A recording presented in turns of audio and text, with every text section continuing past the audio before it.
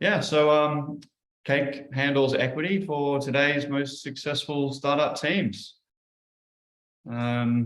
We have over 3,000 companies using Cake now. It's amazing how fast we've gone the last few years. We work with, some of the best startups in the world, best lawyers, best VCs, and, we've taken the whole time we've been learning how to do equity simpler and faster, and we're really, proud to be able to bring some of that knowledge to you today.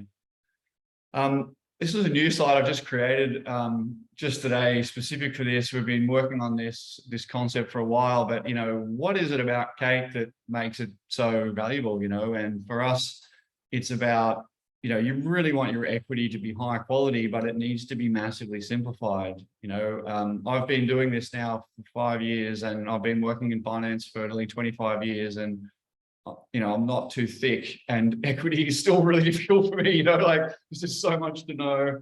It's just so complex. Every time you do another round, it's all new again, and you've just got more and more complexity to do. So I highly recommend, so what we've learned is that by streamlining the processes, by standardizing a lot of things, and by making equity more fun, actually communicating to your team about, how to, so this is more about capital raising. So, actually having a good relationship with your investors, as opposed to getting bogged down in all the details of the terms, you're going to have a much better time. And obviously it's very important that we work with great partners, because we're just a SaaS at Cake and we can't do everything. And it's really important that you do get the right advice at the right time.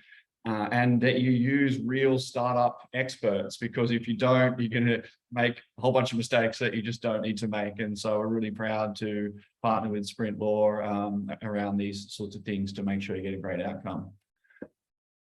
So I'm going to cover a bit of an overview of startup capital raising, talk a little bit about 2022. I guess we're going into 2023 soon, and then I'm going to cover like the preparing to raise sort of process.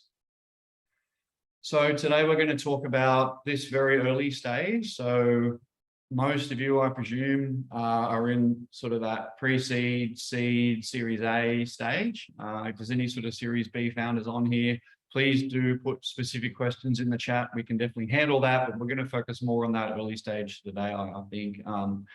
I think Alex is the same. I'm just going to set my timer here so that I don't grab it on too long, because this stuff can go on forever.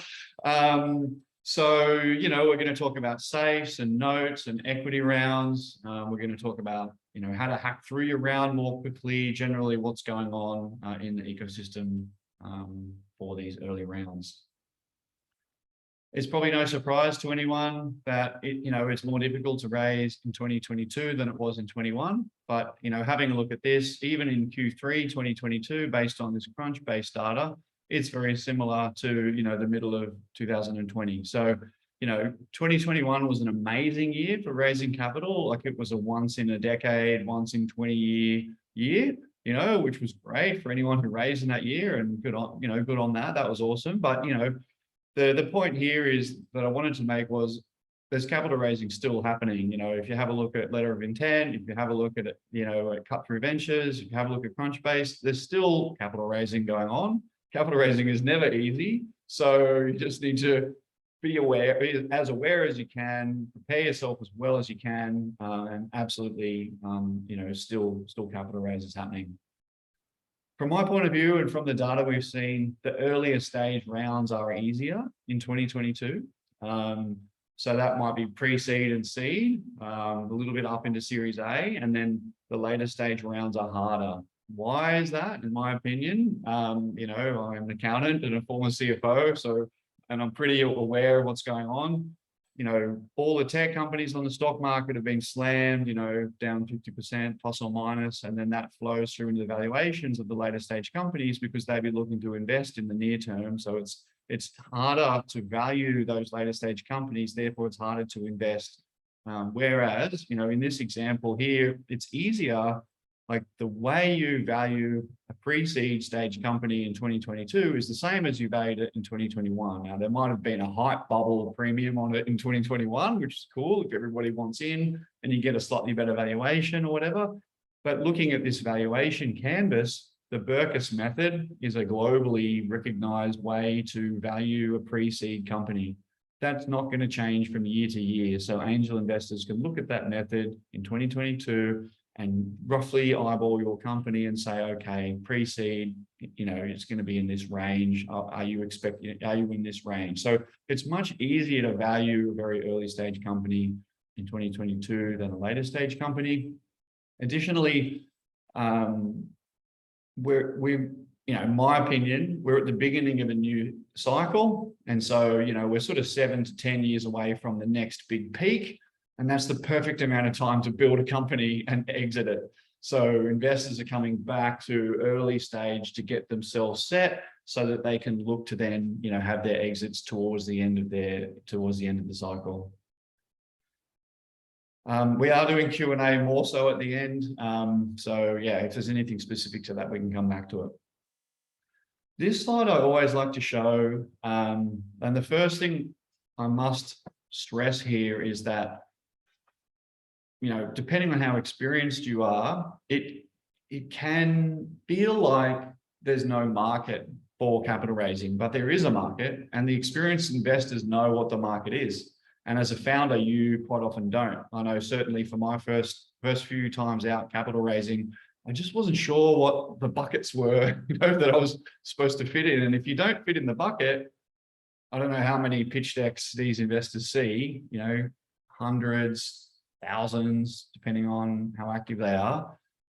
You want your round to roughly fit into these buckets, so they're more likely to take it seriously and want to have a meeting or actually go into DD or so on and so forth. So if you're raising pre-seed, you want your valuation to be in that 2.5 to 5 million round range. Now you might say, oh, but we're using a safe. Okay, fine. So you're thinking, well, what's the valuation cap going to be? So am I going to set the valuation cap in this pre-seed range, or am I going to set it somewhere up towards my seed round valuation? But you still need to be aware of what these sort of valuation areas are. You don't want to, for example, come in pre-seed. I see this a lot actually. Oh, how much money do I need? Oh, I need $2 million to build my MVP, and I don't want to dilute too much. So I'm going to value my company at 18 million pre and 20 million post. Like, you're not going to get a lot of love for that unless you're a repeat founder, or you've come straight out of Google, or you've got Blackbird and Airtree like friends or whatever, which is fine. If you have that, that's all great. Those rounds do happen, but it's important that you sort of understand what buckets to fit in. Also important on this slide, the amount of dilution. So you want to try and minimize the amount of dilution that happens in each round. So for your pre-seed round, you want to try and keep it as close as you can to 10%. So if you're raising $500,000, you might want to do it at a 4.5 million pre, 5 million post. So you're diluting about 10%. That'd be a really good outcome. Investors are probably going to want it to be more like 20%. So that would be 2 million pre, 2.5 million post. And in there, you sort of try to negotiate and get the best outcome for yourself. You can see here, though, that you dilute 10 to 20% for pre-seed, 10 to 20% for seed, 10 to 20% for Series A. And quite often, if you'll need an extra seed round perhaps, or your pre-seed will drag on a bit, and then you'll have a seed round and a seed plus before you get to your Series A. And you can see there also you've got your 10% ESOP dilution as well. So you just need to model this out. We've got a model that you can use. We've got one built into Kate. We've got a spreadsheet that we're going to provide in the toolkit. You just want to look through your first few rounds and make sure that when you're raising the capital, you don't get to your Series A and have too little of your own company. So that's something to bear in, really, really important to bear in mind. How much do you raise as well? Like, especially for the newer founders out there. And this is, I think, Cal, you updated this from Crunchbase. I actually think that the seed and the Series A valuations are too high. I think that might include like these really big outlier rounds that happen. Personally, I think seed rounds in Australia up to 10 million max, so sort of 6 to 10 million. Series A, even 8 to 20 million. But there's the big ones, of course. But just look and see what's going on in the market there. But yeah, raising $500,000, give or take, up to $1 million for pre-seed, pretty common in Australia. In Sydney, it's easier and the rounds are a bit bigger, and then regionally they get a bit smaller. So if you can get access into Sydney, that'll help you. And then, yeah, allocate 10% to your ESOP on day one. You can use that for hiring and advisors and a whole bunch of different things. Okay. I'm just going to do this one really quickly. Dilution can be scary and confusing, especially if you're not in finance or legal and you come in and you think, oh, you know, I've got all my equity and it's going to go down over time. It doesn't feel good. The basic concept is just say on day one, you're this founder here with 30%. There's this gray box here. So you've got 30% of the company. It's a $5 million company. So 4 million pre, 5 million post. So, you know, you've got $1.5 million worth of equity after you get that round done. Now, when you get to Series C, you've gone all the way down to 12%, which doesn't feel nice, trust me. And you might have experienced this already, but that is a $100 million company there. So 20 million free, 100 million with the money on top. So you've got $12 million worth of assets there. So even though you've been significantly diluted during that time, you've gone from a $1.5 million paper asset because you couldn't sell it to a $12 million real asset that you could probably get some liquidity off via a secondary. So that's the whole concept of dilution and value creation that comes with it. Just really quickly on this one, what are investors actually looking for? It's not always obvious, but it's really important that you know that when they're looking at you as, you know, pre-seed and seed, they're thinking, can this company double in value next year? So if you're raising at 4, can you be at 8? Or, you know, you might be raising at 4, add $1 million. Yeah, can you be raising at 8 to 10 million next year? They're really looking at you like that. And then you want to be able to tell the story that says, this is what I'm going to do with this money. These are the milestones I'm going to hit. And I'm going to build my investor network and we're going to raise again, you know, whenever we need to raise again, or if you're bootstrapping or if you want to go into profitability or whatever your story is. I guess I'm dealing with more like capital raise, few rounds to get yourself going, which is much more common. You want to be able to tell a really clear story about that 18-month period, how you're going to double the value of the company every year. Once you get to sort of Series A, Series B, the annual return requirement comes down a little bit because the risk is a bit lower. So 50 to 70% per annum is okay. And then you need to be able to tell the long-term story. And this is something that founders really struggle with, I've seen. How do I tell, you know, the practical story of the next year and a half? And then how do I tell the unicorn story? And this is how you do it. So you've got your doubling every year for the first couple of years story that I just talked about. And then you've got your 20-year vision, your 10, 20-year vision story. And so then that's how you talk about how you get really, really big and how you're going to change the world. And it's really important you can tell both those stories quite well. And then investors believe both those stories for you to get funded. I'm just going to finish this section talking about, I guess, what investors look for again, and it's largely to do with your superpower, whatever it is. And every founder has a different superpower. Sometimes it's your vision, sometimes it's your IP, sometimes it's your energy, it's your life's work, like whatever it is. But every founder and every founding team needs to have this powerful essence that they tap into. Sometimes you have it, but you can't articulate it really, really well. So this is my point. You have to learn how to pitch with passion and power because all the best investors want that. That's how you get them. That's how you get to, you know, say, attract good people. So whatever it is for you, if you're not sure, go and learn and practice and get feedback and bring that power out. And then you can most likely get your rounds done and get some support. So we're into my second section now, preparing to raise. So how much should I raise? So the first thing you do is forecast of how much money you think you're going to need for the next 12 to 18 months.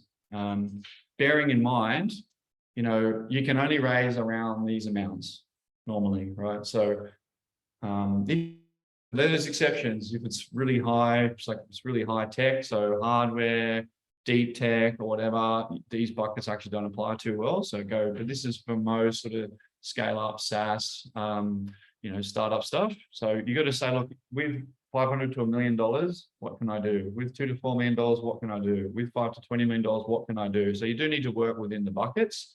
But then you need to say, all right, well, if I can raise that money, what am I going to do with it? And then how can I make sure I hit good enough milestones to get my next round done? Capital raising takes about 6 months altogether. I'm going to go through the 3 phases. It can take shorter if everything's in your favor, or you just jag the right investor early on, or you've got some incredible tailwinds in your market or whatever. Like, you can get it done shorter, but I think you always want to start raising 6 to 9 months before you need the money, because the last thing you want to do is be raising when you've got no money or your runway's really short, because you end up taking the wrong terms. Investors actually start looking negatively on you and don't want to invest in you, and it just creates a whole bunch of dramas. So it's a tough market, so make sure you leave the full 6 months from, hey, I'm starting now and I need money in the bank. Be wary of excess dilution. I've already talked about that. You don't want to end up, giving too much of your company away early on. And with your forecast as well, just don't fall into the hockey stick trap of doing a big 5-year forecast. Like every single startup is the same. Be really smart about how you do numbers, and I've got some information on that in a minute.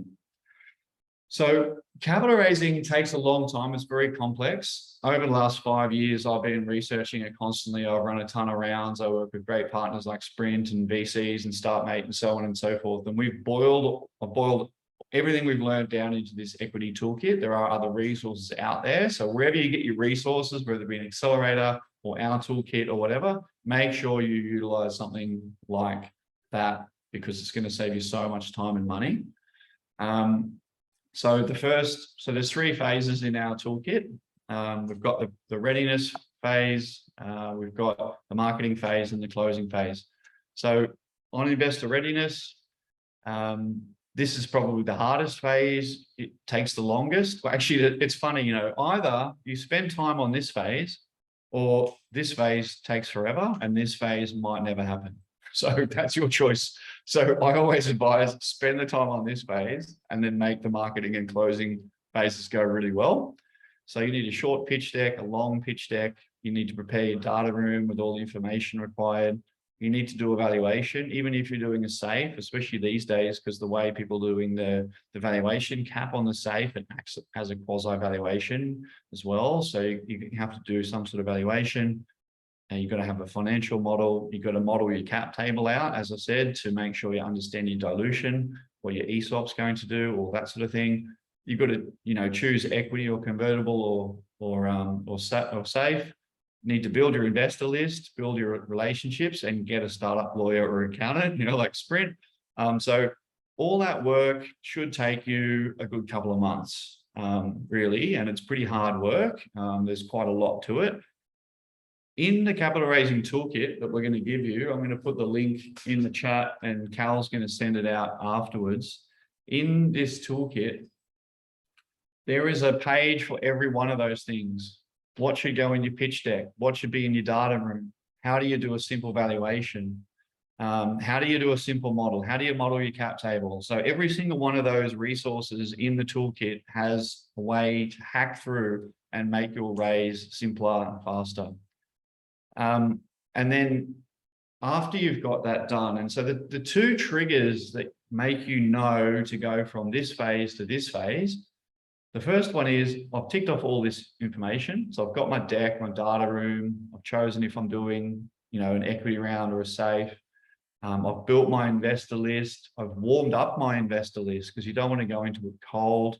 You've got all that done. And then you should always have an experienced advisor or investor working with you that you can go through this with, get them to check it, and then you go ahead. Ideally, at that point, you have someone that will lead you around. Like, the best possible situation you can be in is that you do all this work and you're working with your investors or advisors, and then one of them says, cool, I'll be the lead.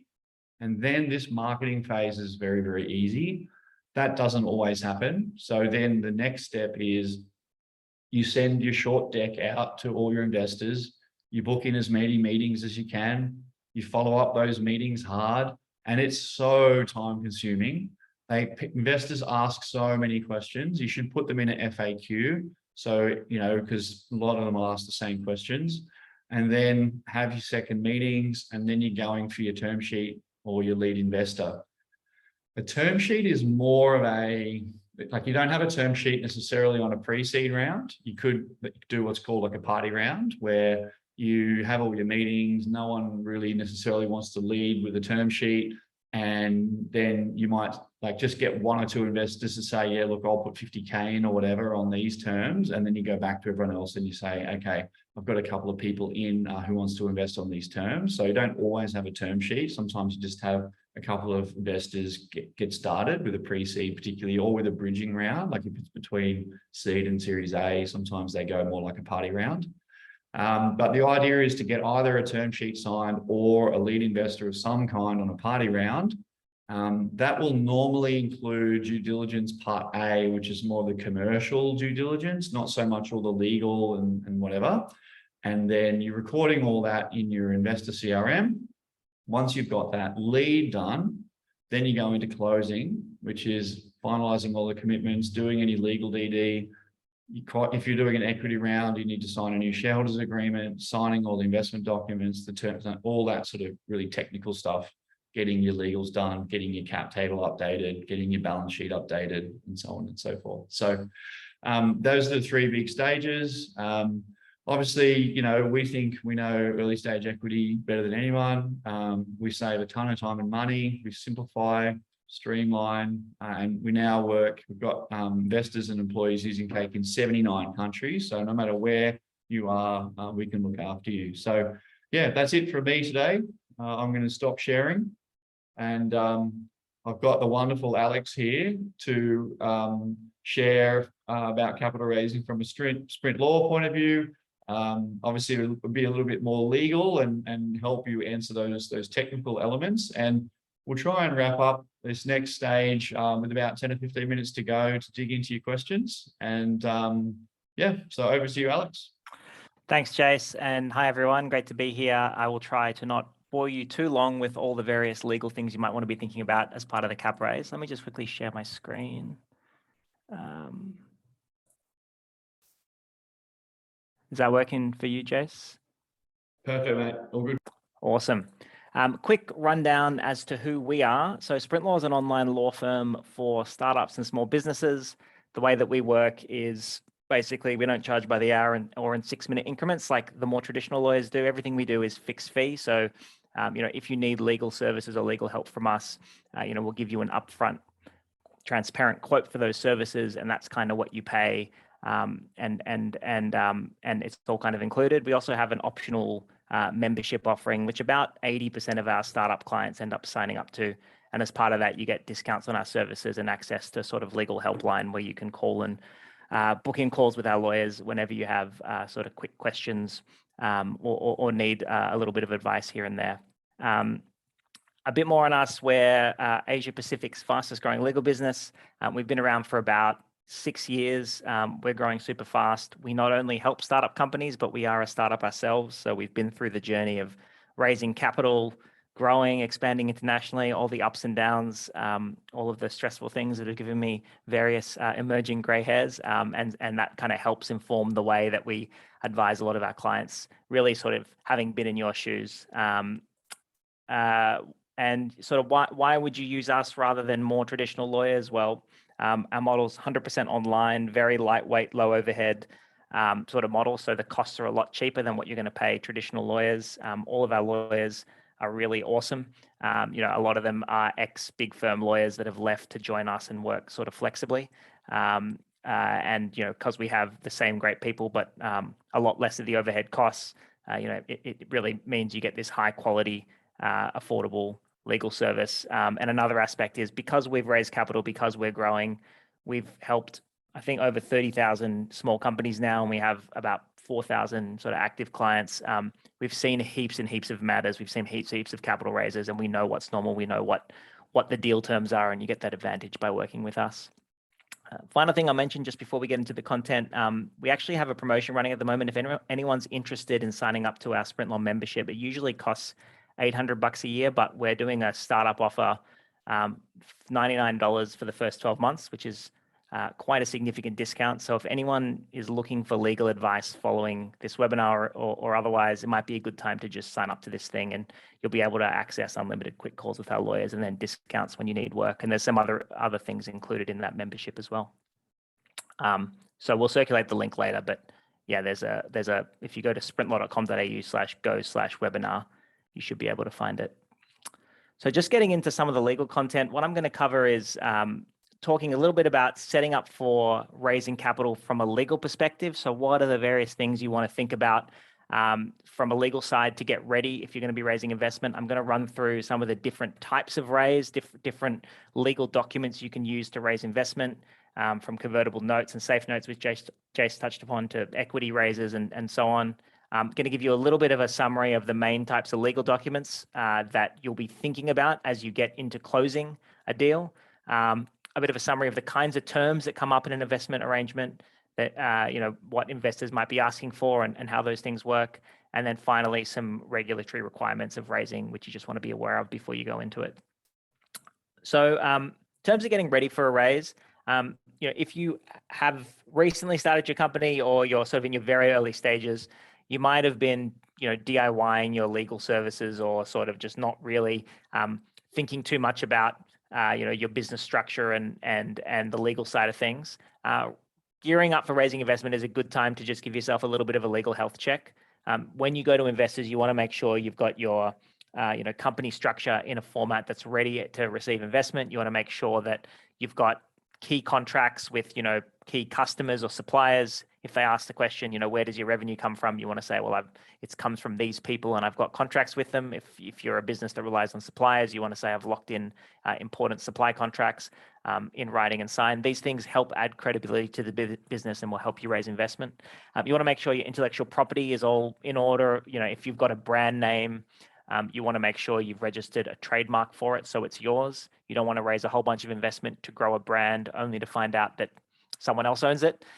So you also want to make sure if you're a software business or there's other intellectual property that's core to what you do, you've got contracts ensuring that you or your entities actually own that. So it can be a good time to just think of it as a bit of a spring clean of your legals and just speaking to a legal advisor to just check what are the key things you need to do to get set up. And that's best to be done really before, or at least planned before you go out and start having conversations. You may not need to execute all of the legal tasks until the time when the money's about to come in, because it can be a little expensive, but you at least want to know what you need to do and get everything ready to go. So when you're gearing up to raise, there's a few different types of ways that startup companies commonly will raise investment. The first is the most sort of standard way, which is via a straight equity raise. So this is where an investor will invest a certain amount of money in a company and receive a certain percentage of the company in exchange for that investment. So, investor might invest $1 million and, get 10% of the company. They will then become a 10% owner of that company. If the company is sold in the future, in most circumstances, they will receive 10% of the sale value. If the company generates profits, in most circumstances, they'll receive 10% of the dividends, and that will be the returns on their investments. So that's how a sort of very typical investment works. There is another form of investment called a convertible note, and we also have a safe note, which is very similar to convertible note. And these two instruments, as we call them in legal terms, are documents that can be used prior to an equity raise or in between equity raises. I like to describe them almost as sort of early bird tickets to the equity show. So what happens under a convertible or a safe note is an investor will invest in a company, and the company's not yet ready to give a percentage of itself to the investor. It doesn't really know how much it's worth. It doesn't know whether it should be giving away 10%, 15%, 5%.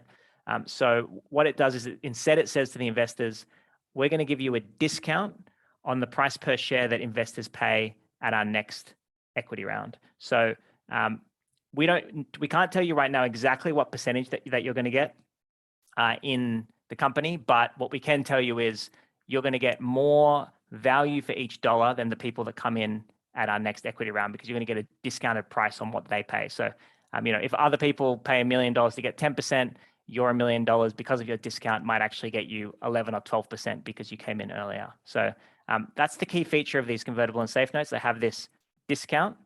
Now, convertible notes are a little different to safe notes. Convertible notes, many different ways that they can be structured, but convertible notes typically have another term, which is an interest rate. So the longer that the organization is just sitting on the convertible note and hasn't run its equity raise, they're going to start paying interest to the investor. So it's sort of like a loan, and it will eventually then, after a period of time, convert into equity, and hence why we call it a convertible note. It starts out as a loan with a discount rate attached and an interest rate, and then in the future it converts into equity.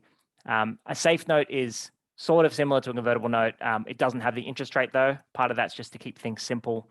So typically it's got a discount percentage, and there's a couple of other important terms in the safe note that I'll cover in a moment. I will say that safe notes are becoming extremely popular with startup companies because they're pretty simple to understand. They're pretty quick to issue, and the maths is usually not too complicated, with some exceptions. So if you're not sure exactly what you want to, how much of your company you want to give away yet, and what the percentage of it, you want to open up to investors and what it's worth and all that sort of stuff, the safe note can be a good option to just raise some investment and sort of, to some extent, put off that question of the valuation of your organization.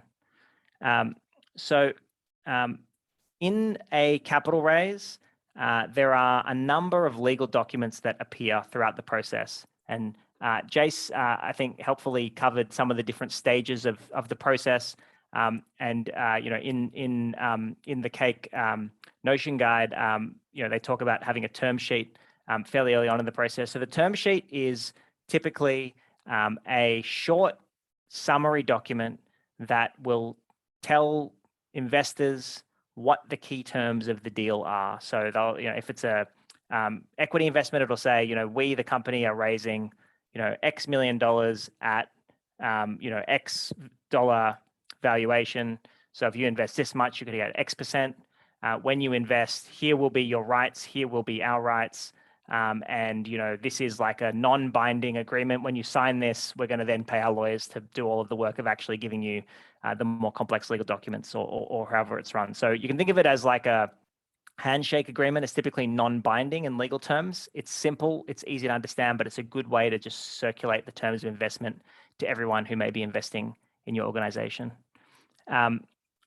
Once the term sheet's signed, so typically what you do is you'd go out, you'd find 5 or 6 investors or however many you're going to have invest in your business.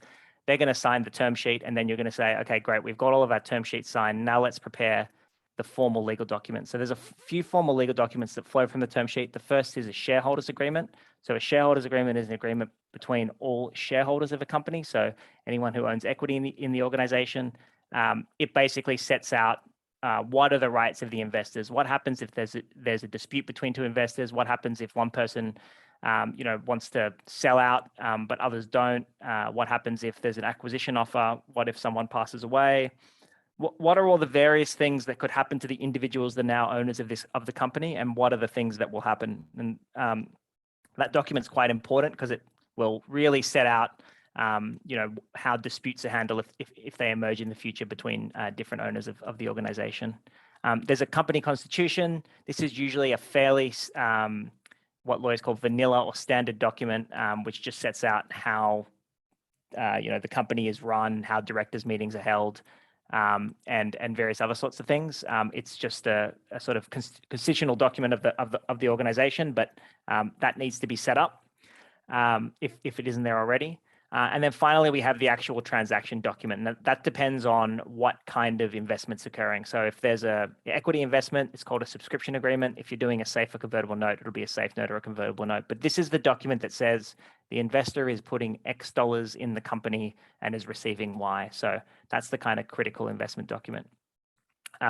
Depending on the kind of capital raise that's happening, there may be other things. I mean, if you're raising from a venture capital firm, they often want to make you do a lot of the legal health cleanup at the time of investment. So they may require you to sign things like IP assignment deeds to make sure that founders' intellectual property is all moved to the organization, employment agreements. They might want you to get those things in order, and service agreements and so on. So there can be other documents, but these are the sort of key ones that typically come up in a capital raise. The kind of terms investors may ask for if they're investing in an organization, I kind of said it on this slide. I won't go through all of them in detail, but these are things like, right to a board seat. They might ask for this concept called founder vesting. So, the investor may say, we're giving you all this money, but if the founders of the organization, leave within a certain period of time, we don't want them to continue to have the same amount of equity that they would have had they stayed, because we're investing on the basis of them staying. So there can be some terms around locking up the founder shares for a period of time, and other sorts of things that may give the investors rights essentially over the decision-making process and the direction of the organization. These terms are often quite heavily negotiated between startups and investors, because typically founders don't want to give up a lot of control of their organization, but investors are putting in a lot of cash at risk, so they may want more control. And this process can be a little bit of a conversation to work out, what protections are offered and what aren't. And to some extent, how this pans out depends on who the investors are, the nature of the company, and how popular they are, and sort of how the founders feel about different types of controls. Just diving into the safe and convertible notes I mentioned before. So I mentioned that you can kind of think of these things like the early bird tickets to the equity show. It's not quite that simple, but the key terms in these notes are really that discount. There's a discounted rate that the convertible or safe investors get on the future price of the equity round. There are usually a couple of other important terms, and Jace mentioned one of these earlier, which is the valuation cap. And this is an important concept to understand if you end up raising using a safe or convertible note. If you are offering someone a 10 or 20% discount in your safe or convertible investment document, and they invest really early on, but let's say you take 2 years to actually do your proper equity round, and the company's exploded by then, it's worth hundreds of millions of dollars. A 10 or 20% discount on hundreds of millions of dollars is not that good a deal for the people that took the risk on you before you got big. So often there's a cap, a valuation cap in safe notes, which says, look, we're going to, not only will we give you a discount, we'll also say that, let's set the cap at, let's say $10 million. If the company becomes worth more than $10 million by the time that your notes convert, we'll convert you as if we were worth $10 million. So, you won't only get a 10% discount in the scenario where we get really, really big. It'll be locked in at that, whatever that cap valuation is. So that's another term that's in probably 80% of the safe notes that we draft at SprintLaw. It includes the valuation cap and a discount. A third one is a maturity date, which says, if you take more than 1-2 years to turn the safes or the convertible notes into equity via having an equity round, we will have a date by which this thing automatically turns into equity. And so that can often, help give investors comfort that they're not just going to have an early bird discount for a show that sort of never happens.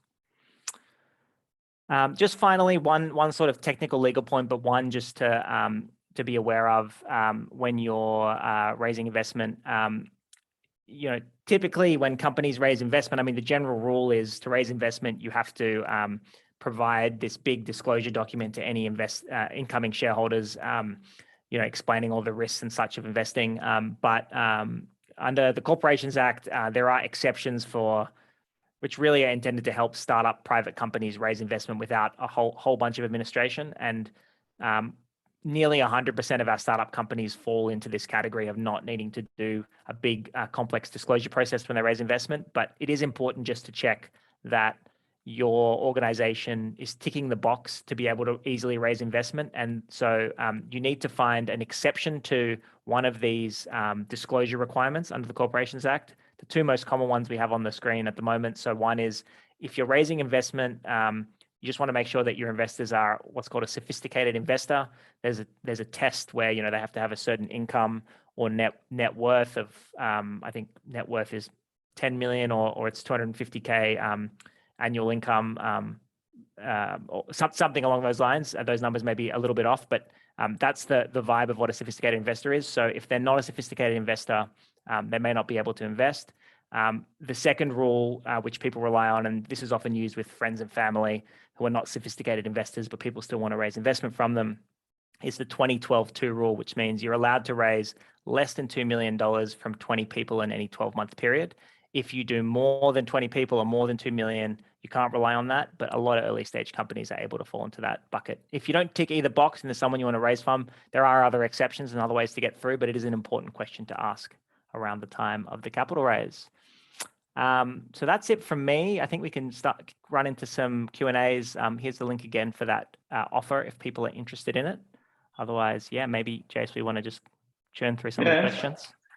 Yeah. While you were chatting, amazing stuff. Thank you. To be able to take all that legal complexity and provide it in such a simple, understandable manner is it's no mean feat. So well done, mate. I checked out some questions while you were doing that. So we'll run through a few. So Gabrielle, where was that? I think that was on the chat, which I've just managed to shut down. Might jump next to us. So Ryan and Basima both had questions about costs. So what I'm going to do there is I'm going to show my screen, and I think we can talk. I mean, look, we can't talk specifically, I suppose, in some cases, but I think we can give people some idea of costs. I'm just going to try and find. There we go. Just share this. And we'll talk through this stage one costs.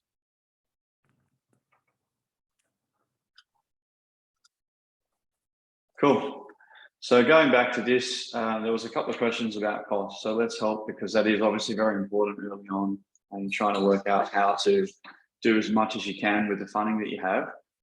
I think it's both of our missions, Alex. I know it is ours at Cake to help founders through these early stages as quickly and affordably as possible, so that you don't make too many mistakes, but you still get the right advice that you need, so that you can save your funding for product market fit and so on and so forth. So in this stage here, stage one, the pitch decks can be done. You can do those yourself. You wouldn't normally need to pay anyone for that. If you're very new to this, I would highly recommend getting an experienced advisor. And what I mean by experienced, like an ex-founder or like actually a founder that's further along than you. They'll either help you for free, or they might help you for a little bit of equity, and you could use your ESOP for that. So that would be your decks, or maybe like you've got an investor friend that can help you. Putting your data room checklist together, that doesn't cost anything. Doing your valuation, doesn't have to cost anything. I've given you a method here that you can utilize. You don't need to pay for that. It's probably not, like, if you're not very financial or legally minded, it's probably not a bad idea to have like some sort of virtual CFO or somebody there that can help you a little bit along the way. Perhaps you might have them on a small retainer as well, or just have them look after just a capital raise. We've got a couple of good partners, or quite a few good partners, that can help with that if you need that little bit of help. And you do need to invest into these things, but you can do all those things yourself, even the financial model. If you were outsourcing that, you might get a bit of help with the valuation and the financial model. That might cost you anywhere between $1,000 and $3,000 or $4,000, depending on which sort of CFO you're working with. And obviously it could go up into the tens of thousands. I would always highly advocate not spending that much money early on. Get someone that understands the startup vibe, understands how to hack these things together really quickly to get you good enough to get you going through those stages. That should be in the 1 to 3 to 4K range, in my opinion. Your cap table modeling, again, can be done DIY, or you might need like a CFO for that. Now, on the legal side of things, Alex, we work together really closely. So on a capital raise, the Cake software, you would put like the founder equity in there. If you've got like a few investors or whatever, you put that in there. Cake is free up for the first 5 investors. So if it's just the founder, you can go in there and you can set up a capital raise on Cake for free, and that'll give you the legal template. It'll give you all the sending and signing, DocuSigns integrated. Like, it's super, super helpful. And then what we advocate is that you go and see Alex's team and you get that fixed price, fixed scope, bit of support on that raise, just to make sure, I do need a shareholders agreement. Have you got a shareholders agreement? Does the investment, match the shareholders agreement? I should probably leave that bit to you, Alex, but Yes. but that's how it works super well, because you get a lot of the streamline, standardization and speed and efficiency stuff from Cake, and then get like a really nice bit of legal support from Alex. What does that normally cost, mate? Yeah, look, I think I agree with everything you said, Jason. Yeah, I think one of the great things about the two of us working together is what you said, which is a lot of the work you can DIY using Cake. And if there are little bits of customizations you need for just a unique situation or bits of advice here and there, then SprintLaw can kind of help with that stuff. I think it's a lot. One of the advantages of using those safe convertible note type raises is that it's a lot cheaper. There's a lot less documentation required. Cake has good templates you can start with. And if you want to edit them for investors, you can work with us. I think from a legal perspective, you could get at least some of the transactions documents done for under $1,000, really. I think that's possible. And one thing to think about as well is if you're raising investment, generally if it's your first raise, before the investment, you have a lot less money than afterwards. So, again, it can be a lot of the costs, you may identify them before the raise and make them your to-do list, but you DIY as much as you can until you get the funds in, and then you can tick off some of the other boxes, and I think that can be a way to make the whole process pretty efficient. But yeah, totally.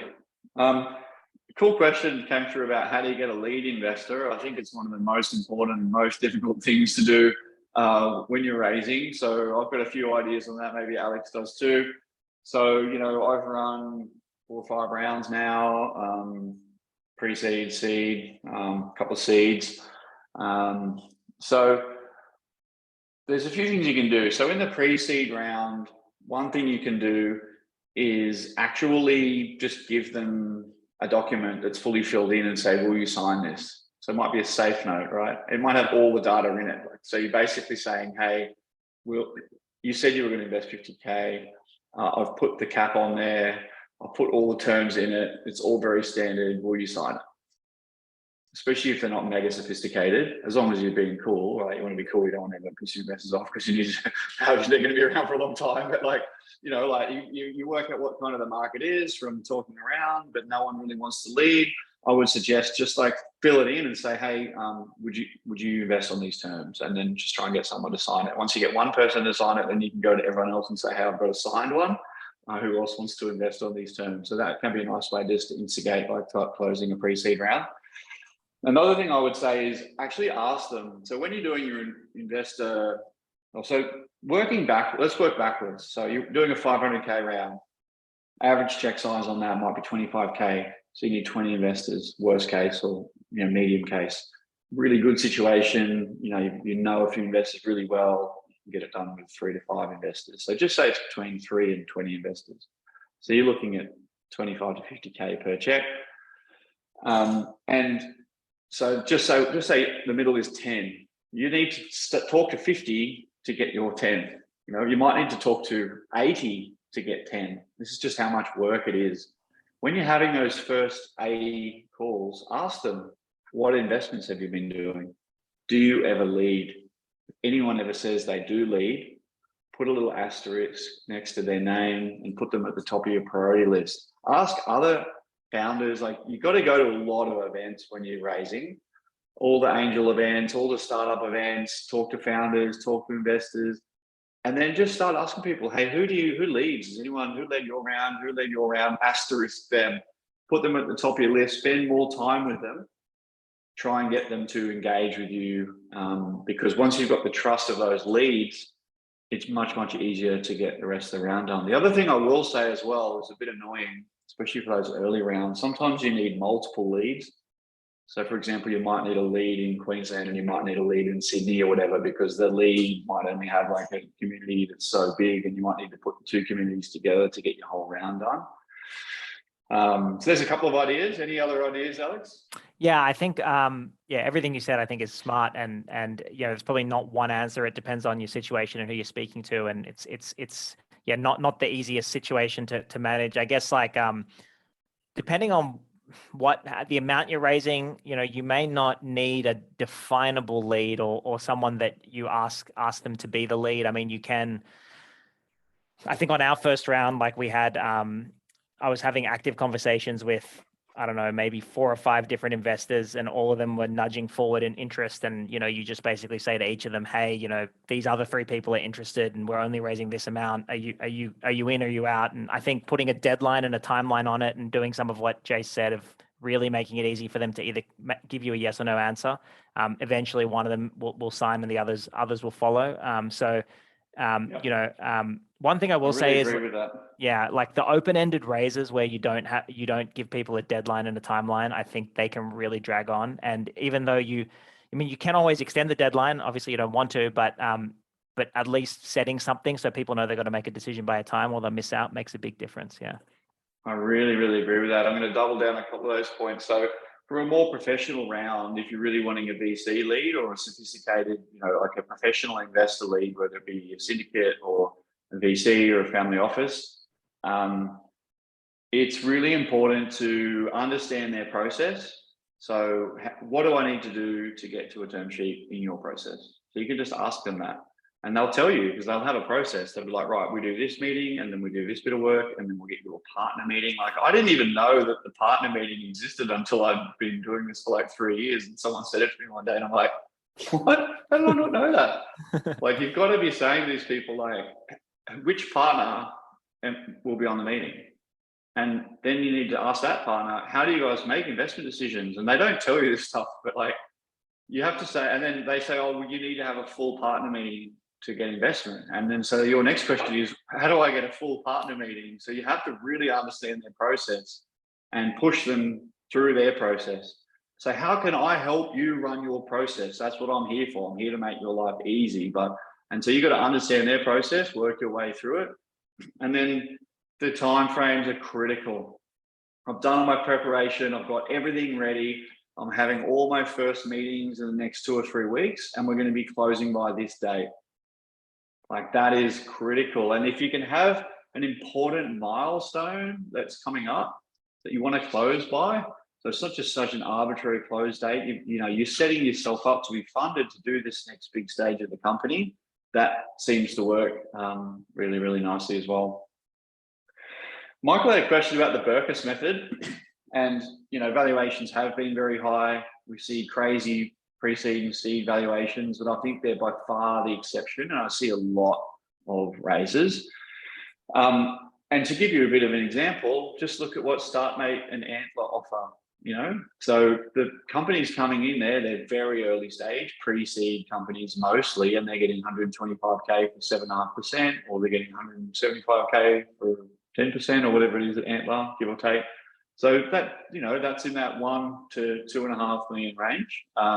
So it's still relevant, but it's just a very, very early. So until you've got revenue, until you've got customers, until you've got some early proof of product market fit, then you would probably go more towards just evaluation by stage, which is just a very simple, like, roughly where are you guys at? Cool, you're worth this. Like, there's in the template I've given you, like, there is one of the methods is valuation by stage. And most investors, experienced ones, you're going to pitch them and then they're going to already think, all right, they're going to be worth this. Like, it doesn't take that long once you see a lot of pitches, and you shouldn't F around with it too much either.